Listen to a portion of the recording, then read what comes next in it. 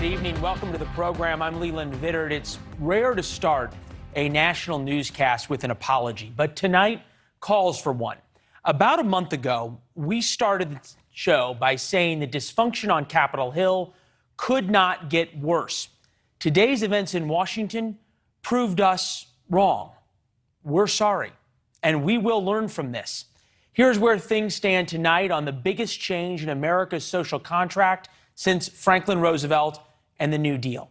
President Biden has literally left the country in the middle of the debate without a vote on his agreement on any of his domestic agenda. Before leaving, he presented a, quote, framework for fundamental change in America. I think we have I know we have a historic economic framework. It's a framework that will create millions of jobs, grow the economy, invest in our nation and our people. I think to I know. As the president's gaffe alluded to, frameworks really aren't worth the paper they're written on. Evidence, Mr. Biden's Build Back Better plan has had no less than 3 frameworks in the past few months.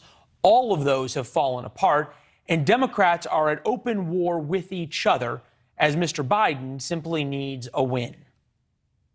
I felt a little bamboozled because this was not what I thought was coming today. There are too many members for the bill to pass, too many no votes for the bill to pass today. Clearly, to my mind, it has some major gaps in it. We are still in negotiations. I'm not making any conclusions right now. There you go. Progressives have a right to be angry. They were promised massive social change, a cradle-to-grave system of entitlements. Originally, Bernie Sanders, you might remember, wanted $10 trillion and said he was compromising at 6, then 3.5. Now we're down to 1.75. And as you heard, he is not happy. This is what is in the current bill. $555 billion in climate investments, things like electric school buses, $400 billion for child care and preschool, $200 billion child income tax breaks, $150 billion for affordable housing, $150 billion home care, Affordable Care Act credits, immigration, and $35 billion to expand Medicare.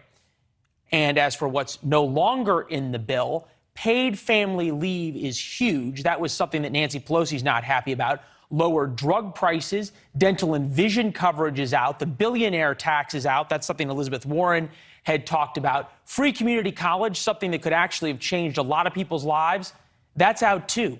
All of those were taken out to reduce the cost and appease the 2 most moderate Democratic senators. There's still a lot of work to be done. On the other side of the screen, you're seeing us scroll through the legislation that just came out for the framework. It's going to change a lot, but it is 1,700 pages, or roughly 2/3 the length of the King James Bible. It must be scored. That's a fancy way of saying figuring out how much it's going to cost, and if the proposed tax increases actually pay for it so it can get through the Senate. Then comes the fun part. Progressive Democrats are holding a bipartisan infrastructure bill hostage until they get a vote in the Senate on the spending package we just talked about. So now we come back to the 2 most important people in Washington who are not named Biden or Pelosi. Joe Manchin, senator from West Virginia, Kyrsten Sinema of Arizona. Neither of them have publicly commented to the White House on the framework. All right, so why does all of this matter if you're sitting at home? We'll take one thing, for example. The child tax credits are the difference between making it to the end of the month or not for many families. They get $300 per month for every child under 6, a little less than that for those over 6. That $300 goes a long way to pay for everything, especially everything that's gotten more expensive. Just take a look at what's gone up from a year ago. Gas up 42%, food up 33%, coffee's up 10%, McDonald's is up 6%. All right, we've blown through 2 of the president's deadlines. The end of September, that's when moderate Democrats really wanted the president's bill done. Also, we've blown through the president's departure today. He wanted to head to that big global warming summit in Scotland with a win in his pocket. Those are gone. The next deadline is now Thanksgiving. There is nothing a White House communication director cares more about than controlling the discussion at Thanksgiving dinner. They want to win for Thanksgiving. We're covering it from all angles tonight. Philip Wegman, the Real Clear Politics White House correspondent. Pablo Manriquez covers the Capitol for Latino Rebels, has incredible sourcing inside the Progressive Caucus. Meredith McGraw is the national political correspondent for Politico. Appreciate you all being here with us. Pablo, got to hand it to you. You called no deal a few nights ago. So is there now a deal for a deal, or is that still too optimistic? I think it's still too optimistic. Basically, if anybody's eating a lot of humble pie tonight, it's Nancy Pelosi, because she made a lot of assurances to the president and to the public that there would be a vote on the infrastructure deal today. Now, Ilhan Omar told us this morning, right around 9:30 in the morning, that she was a hard no on the infrastructure bill, unless the other, as she termed it, the other bill gets a vote too. And by about 10 in the morning, Cori Bush was saying that Joe Manchin was operating in bad faith. Now, that's one of the first times that I've heard anybody sort of seriously reach from that House Progressive Caucus, really kind of start mouthing off toward the senators who are in these negotiations. But it's a moment when progressives are flexing, and I think that they're going to have to either add some stuff back in that's been taken out, or Joe Manchin and Kyrsten Sinema are going to have to reach some sort of middle ground on things that might be really controversial, like, as you mentioned, say, immigration. Yeah, and there's some serious words being thrown about that you don't normally hear publicly. You know, bamboozled and the like is fighting words, if you will, especially within their own caucus. Phil, we saw the president. He came down to Capitol Hill. This is his second trip down, didn't get a deal, went back to the White House, put on this stoic face of we have a historic framework, and headed out. Privately, how worried is the White House about leaving without a deal? Well, the White House is clearly trying to portray a aura of inevitability about the possibility of getting some sort of deal to the finish line. But what we saw in real time is that despite the public displays of confidence, they don't have the votes. And Joe Biden said that he wanted to have a vote by the time that he landed in Rome. He's going to be lucky if he gets one by Christmas, because just like, Pablo laid out a second ago, this is pretty similar to what we saw 4 weeks ago, which is that, House progressives were able to scuttle a vote on the bipartisan infrastructure package. And so the takeaway from today is that progressives in the House are just as entrenched as moderates are in the Senate. And despite all of his, arm twisting and moderating, the president doesn't seem to be any closer to getting his own party to agree with itself. Yeah, it's noteworthy that somebody from his own party denied him the win before he left to go overseas. Meredith, this is Congressman Schakowsky from Illinois talking about what needs to happen if Manchin and Sinema don't come along. Take a listen. We're going to win this thing. The momentum is unbelievable. We're surging in the polls. Terry McAuliffe's 43-year political career is crashing down, and this is what Virginians are ready to do, make a change. Well, obviously, that was not the congresswoman. That was the fellow running for governor in Virginia. We're going to get to that race in a minute. But Meredith, this idea, though, for the president, that it's members of his own party denying him these victories, you have to wonder how the White House is going to spin that when he's overseas meeting with world leaders. How does he say I can deliver on anything if he just walked away from this massive failure? Well, this is exactly what the White House wanted to avoid, and it's something that President Biden made clear to members of his own party that he wanted to avoid too. Before he got on that plane and before he meets with world leaders, before he goes to the Vatican and meets with the Pope and talks about important humanitarian issues and things like climate change, he wanted to be able to project to the world that he is a guy, he's a leader that can unify his party and that can get stuff done. And right now, that's just not the message that he's able to send. And the two biggest hiccups is the senator from West Virginia and the senator from Arizona, who so far have given a pretty chilly response to this bill. And when you're abroad, when you're a president, that's trying to meet with these world leaders, you want to show that you're able to get business done at home so you can get business done abroad.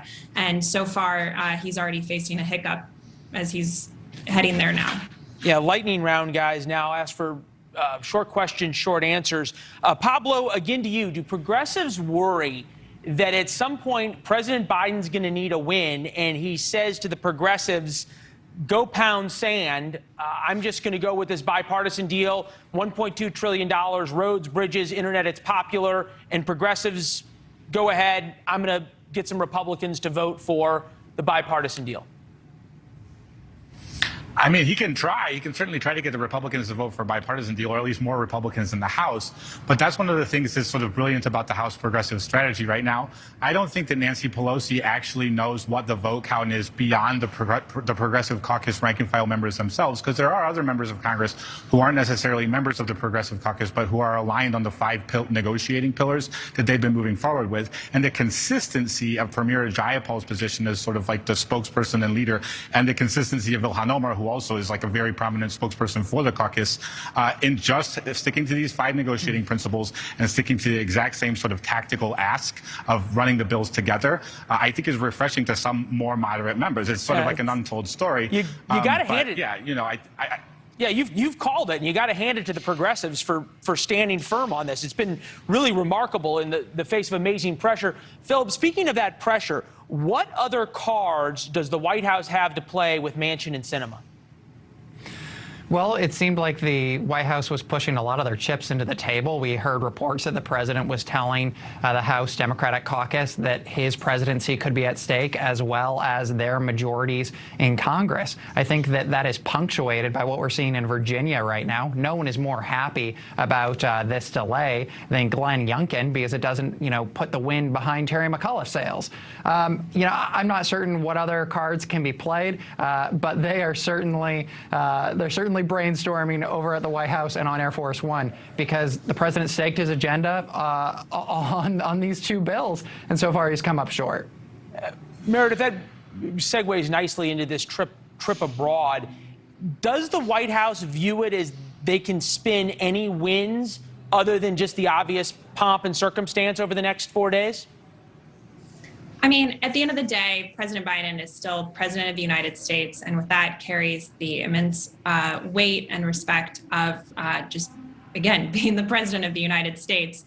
That being said, the chaos that we're seeing back home is certainly not helping for whatever agenda he's trying to push abroad there, but it also gives him the benefit of the very nice pictures that are able to come out of all of these summits where you are meeting with other world leaders and people like the Pope.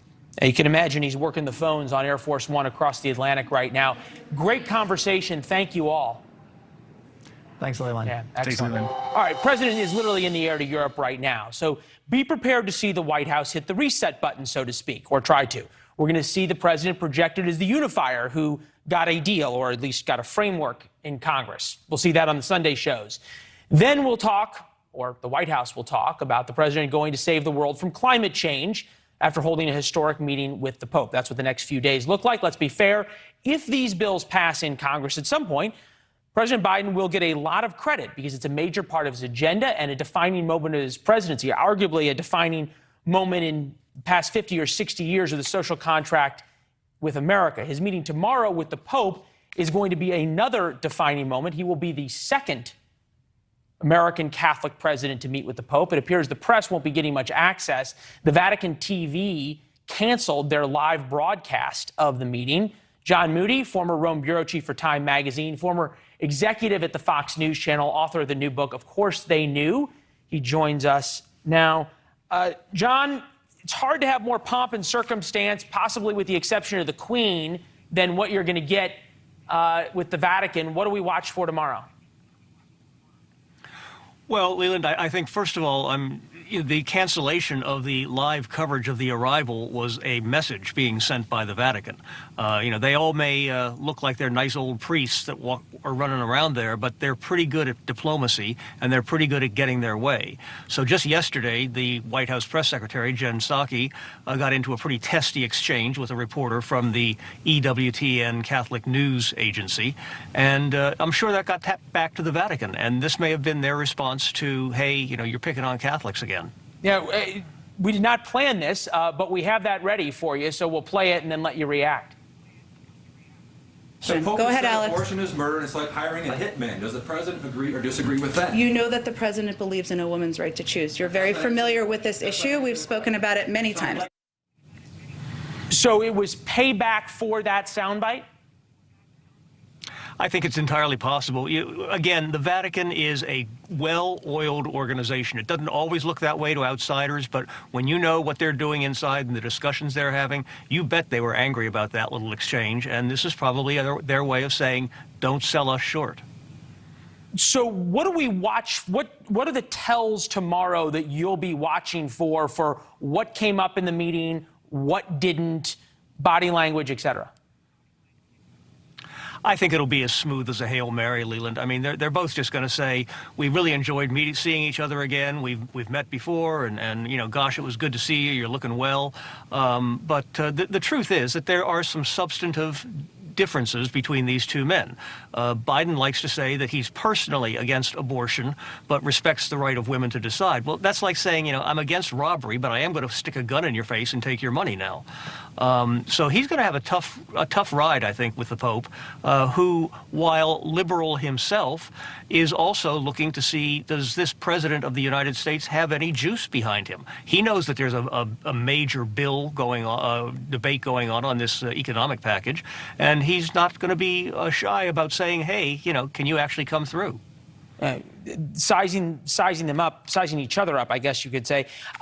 This will be the second American Catholic president to meet with a pope. Obviously, the first was JFK with Pope Paul VI. How big of a deal is this for American Catholics to see their president with the pontiff? I think that over the years that's become less important. You see sound bites, you see video all the time now. It will certainly be it will look like a polite encounter between two Catholics. However, I think that this Pope has his own radical agenda for social justice, and he's going to be asking Joe Biden, you know, do any of these things in your economic package help the poor? What are they going to do for immigrants? What are they going to do for climate?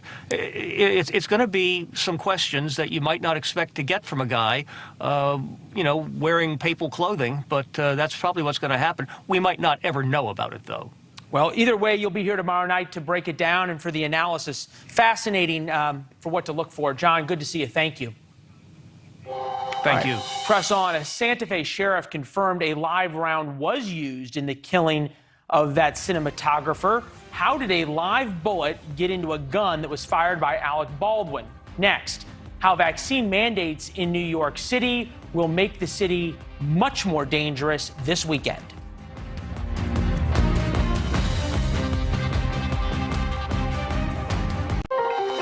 We're going to win this thing. The momentum is unbelievable. We're surging in the polls. Terry McAuliffe's 43-year political career is crashing down, and this is what Virginians are ready to do, make a change. Well, he's right about one thing. He is surging in the polls. That was Republican Glenn Youngkin speaking to NewsNation on the campaign trail a few hours ago.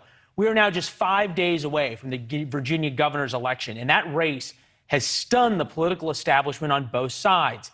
Here's the breaking news we were talking about. A brand new Fox News poll just released shows Youngkin now leading Democrat Terry McAuliffe by 8 points.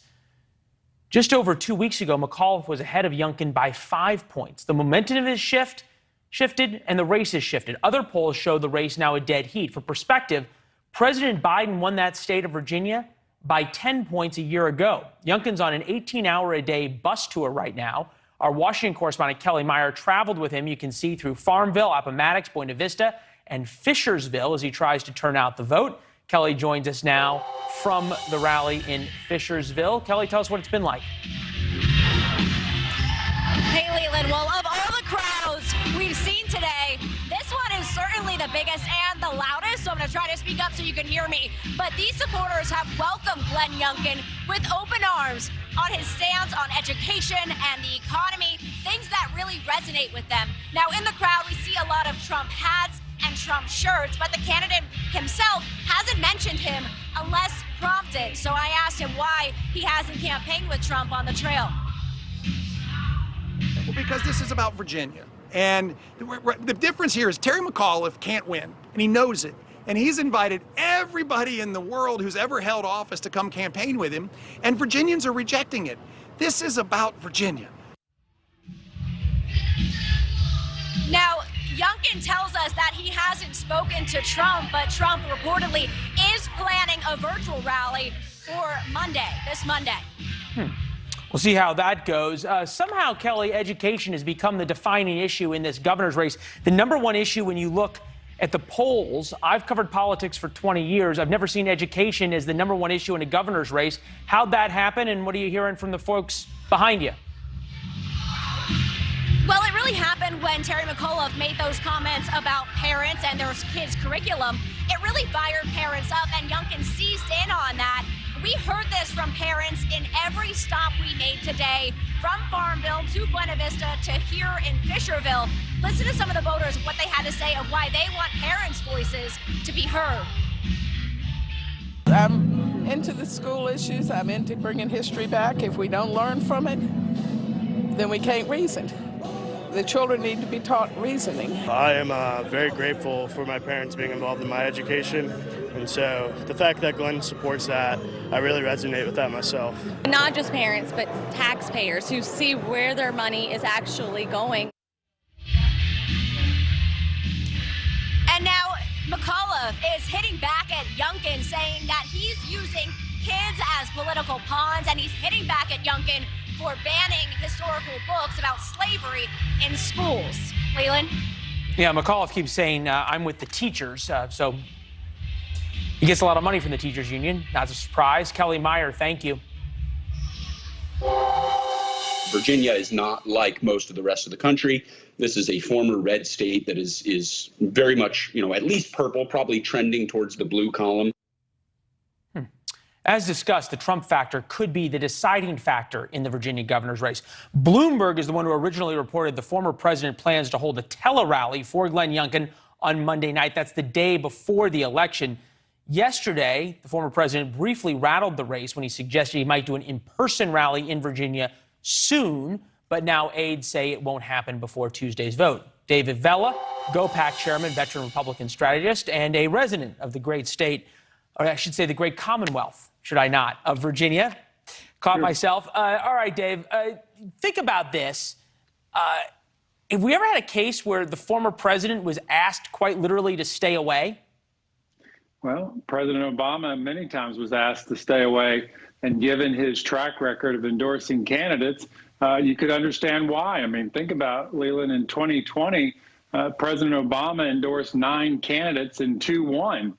If Republicans were smart, they'd buy a weekly ticket from Chicago to Virginia to get the former president. All that said, the Dems continue to dip in their playbook, which is mention President Trump as much as possible, bring in President Biden and former President Obama in to plead with their voters to come out and vote. But what we're seeing, and you referenced it in the Fox News poll, and many polls have similar findings, which is momentum is with the Youngkin campaign. Yeah, there's no question that momentum is defining this race right now, and it's surging for Youngkin. He's peaking, political operative terms, peaking at exactly the right moment here. What are we made to make of the get out the vote operation by both sides here? Both sides have a pretty impressive operation. The key to think about, though, Leland, is we're almost over with early voting. It ends on Saturday. And then we go into Election Day voting and look at survey after survey. And Glenn Youngkin's winning almost 61% of Election Day voters. So it was the McAuliffe campaign has to bank a lot of votes in this early vote period and in this absentee vote period to give him a best chance to win, because all indications are he is going to lose Election Day voters quite poorly, or Youngkin's going to win them by large margins. What are we to make looking forward if Youngkin wins, what it says about Republicans and what in the Republican Party direction, and what it says if he loses? Republicans are ready to win. We've talked about it. Momentum is with the GOP. And for the Democrats, they're not getting out of President Biden what they elected him to do. They wanted a full-out progressive agenda, which they're not getting. Well, let me ask it a different way. If Youngkin loses, as it not having fully embraced President Trump, which inarguably he has not, then the Republican Party goes full MAGA, right? If Youngkin wins having not fully embraced President Trump, that proves that you don't have to be MAGA to win, especially in a swing state, right? I think what it proves is candidates matter.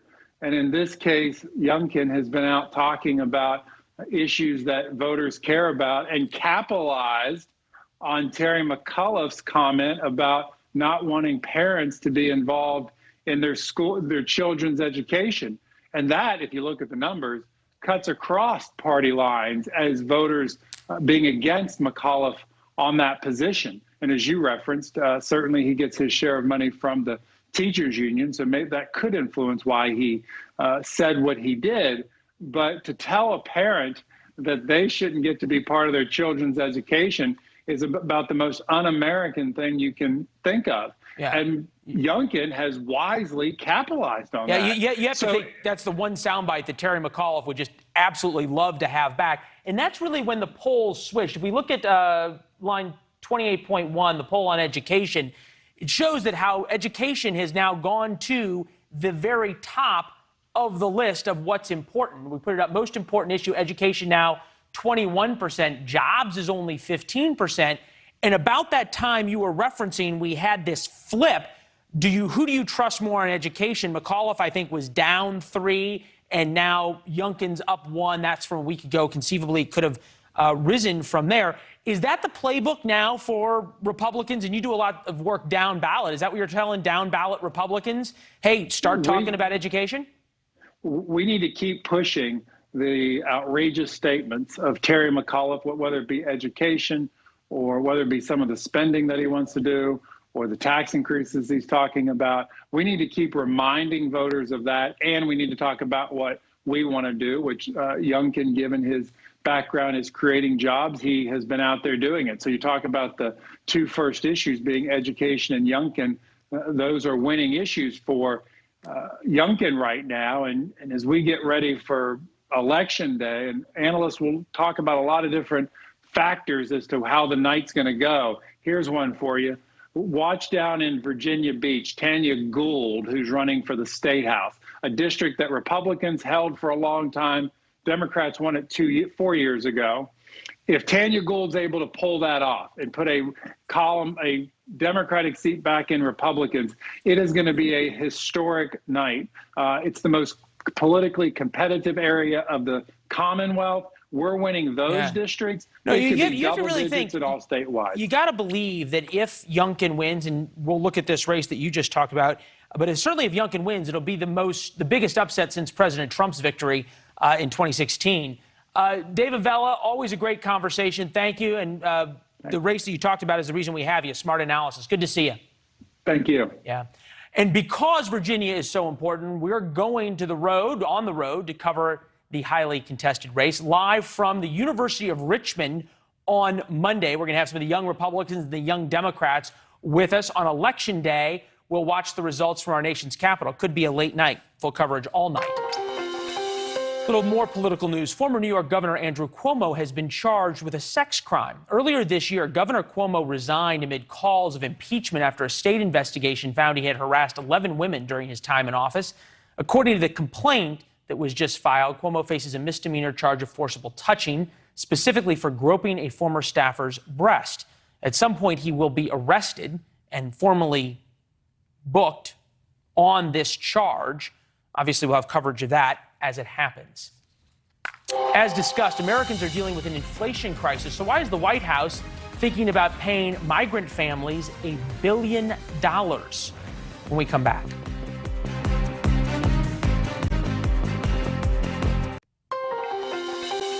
Remember the kids in cages scandal that plagued the Trump administration?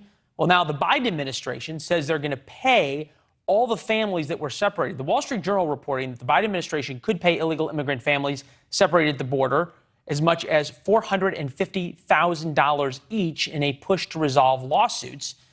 Do the math, and that could cost taxpayers up to $1 billion. Chad Wolf, former acting secretary of the Department of Homeland Security under President Trump, visiting fellow at the the visiting fellow at the Davis Institute for National Security and Foreign Policy. Good to see you, sir. We appreciate it. You were there for this, in charge of the DHS during this time. Did you do anything that warrants $500,000 payments? No, Leland, this is the most absurd idea that I can think about. Again, these are individuals and migrants that knowingly broke the law, that crossed the border. And this idea that you're going to pay each individual migrant, whether that's a child or a parent, up to $450,000. So you got two of them, that's close to $1 million, is absolutely absurd.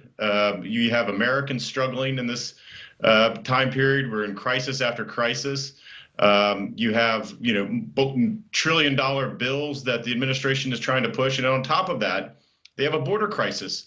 And the idea that you're going to pay individuals, the illegal immigrants that come across that border illegally, you're going to pay them, you're going to see a rush to that border like you have never seen before, because others are going to do that hoping that they too get paid. And so this is just the most obscene, and I just say stupid idea that I can think of. You can imagine, having been down on the border yourself, I was down there as well. The rumor mill starts, you get $500,000 if something happens to you. People start running. It does bring up an important point, though, that we understand there's still kids that are separated from their families, that they haven't been able to be reunited. There's still some pretty serious problems left over from that policy, whether it was misguided or not. Fair? Well, I think there still is some families that I know the Biden administration is trying to continue to find parents or bring parents back to the United States. Let's remember, again, though, that a lot of these parents were given the choice that they could take their child or their minor back to their home country when they were removed, because, again, they have no legal right to be here in the United States. And almost without exception, those parents chose to leave the minor here in the United States rather than take them back to their home countries with them. So that's point number one. Point number two is you can't imagine how many thousands of families have separated themselves south of the border during this administration because of the policies put in place that says if you're a minor, you get to stay here, or if you're a family member, you get to stay here. So again, I think this administration has really needs to look inward about the policies that they're promoting and how that is separating families up into this very day.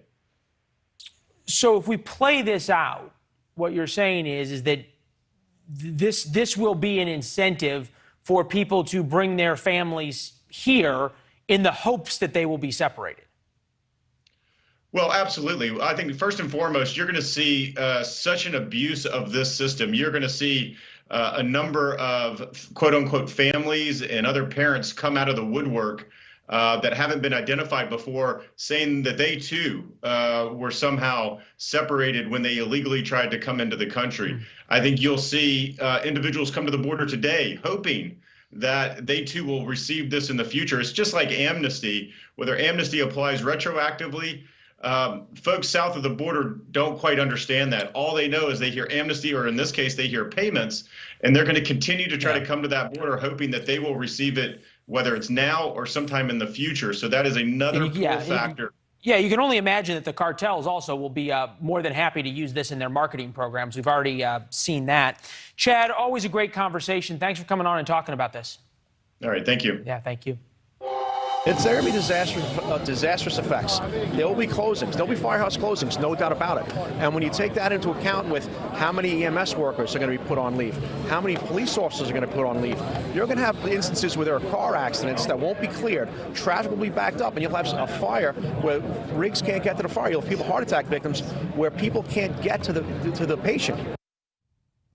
That's scary.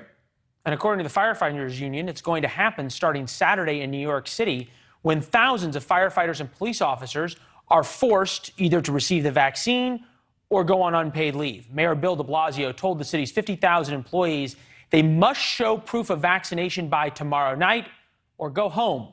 The unions say about 45% of firefighters are not vaccinated, 31% of police officers also are not, and they must make a decision. The unions are fighting back but have not had much success.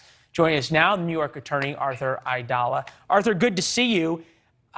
Boy, are you going to be in the city of New York this weekend, or are you leaving?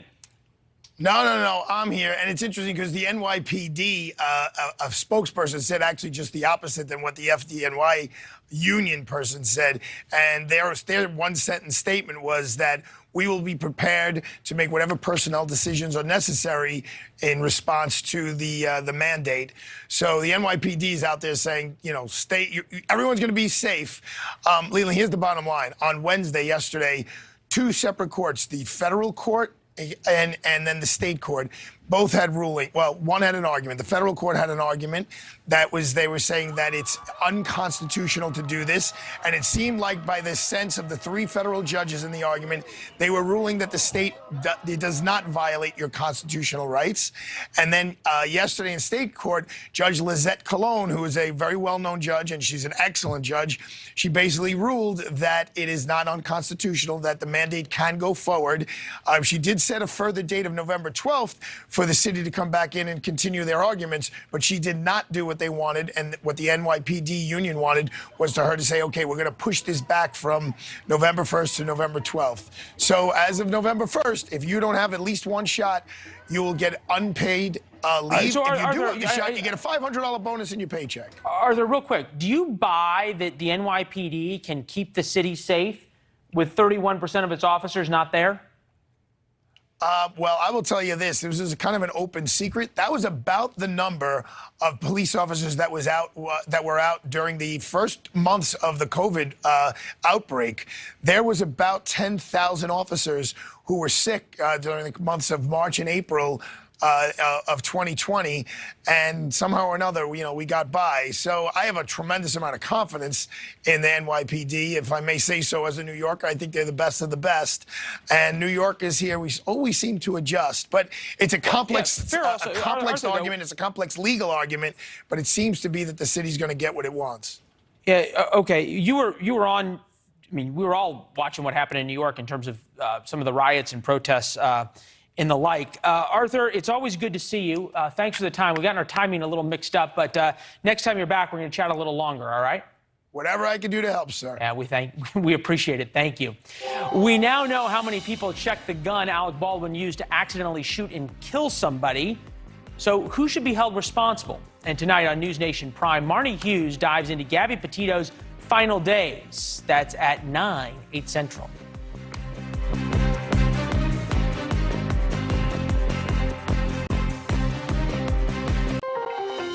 We identified two other people that handled and/or inspected the loaded firearm prior to Baldwin firing the weapon. That was the sheriff investigating the shooting of 42-year-old Helena Hutchins and Joel Souza.